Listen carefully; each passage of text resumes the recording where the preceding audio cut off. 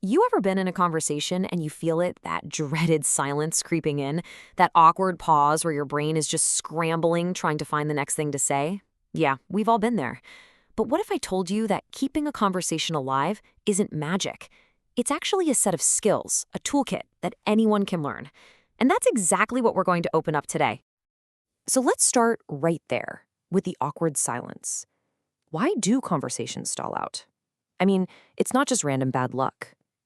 There's actually a science to what makes a conversation flow and what makes it hit a brick wall. And by the end of this, you're going to understand that science. Okay, just look at these two examples. On the left, you've got a conversation that's basically on life support. It's more like an interrogation, right? One person is doing all the heavy lifting. But on the right, well, that's a rally. It's a game of catch. The ball gets passed back and forth, and it just feels alive. It's moving forward. So what is the fundamental difference here? Why does one feel like a genuine connection while the other one feels like, pulling teeth? Well, the answer is way simpler than you might think, and it's the core principle we're about to unpack right now. It all comes down to one big idea, the principle of reciprocity. A good conversation isn't a monologue, and it's not an interview. It's a two-way street. Both people have to be steering, not just one person pushing the entire thing up a hill. So here's the secret sauce. In that good conversation, the second person doesn't just give a passive one-word answer. No. They respond, and then, and this is the crucial part, they initiate. They ask a question back. They offer a new piece of information. They are actively, consciously sharing the responsibility for keeping that conversation going. Now, to really master this, it helps to think like a strategist. Your overall strategy, your big picture, long-term goal is super simple. Keep the conversation alive and make it engaging. And to pull off that strategy, you need tactics. These are the specific, in-the-moment moves you make to keep the ball in the air. Think of them as the individual tools you're about to put in your communication toolkit.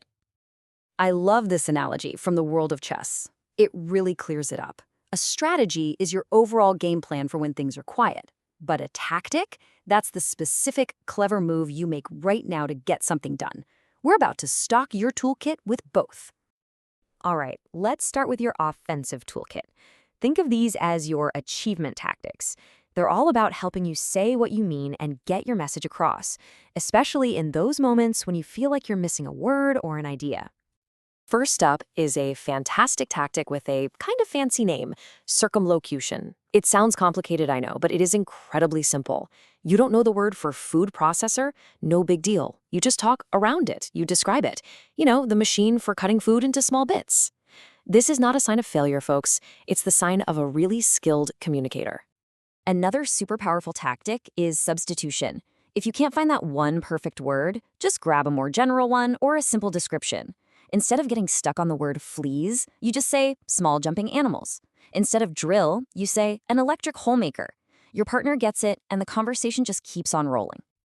And the toolbox doesn't stop there. You can just ask for help. That's cooperation. You can also use fillers like or you know. And listen, these are not mistakes. They're tactical pauses that buy you thinking time without losing the floor.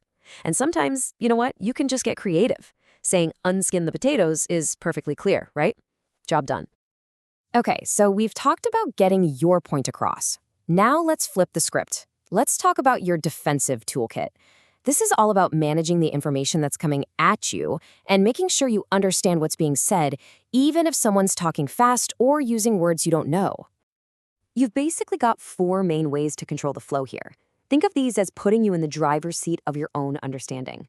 You can gain time, you can ask for a repeat, you can ask for clarification, or you can summarize to make sure you're on the same page.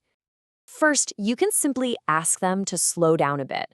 Now, the key here, and this is really important, is your tone. You're not being rude, you're just politely asking for a little help so you can follow along. A simple, "I'm sorry, could you speak a little more slowly, please?" works absolute wonders. Next up, if you don't understand a specific word, just ask. Honestly, being direct about it is so much better than just nodding along and getting totally lost. A simple, "Sorry, what does spad work mean?"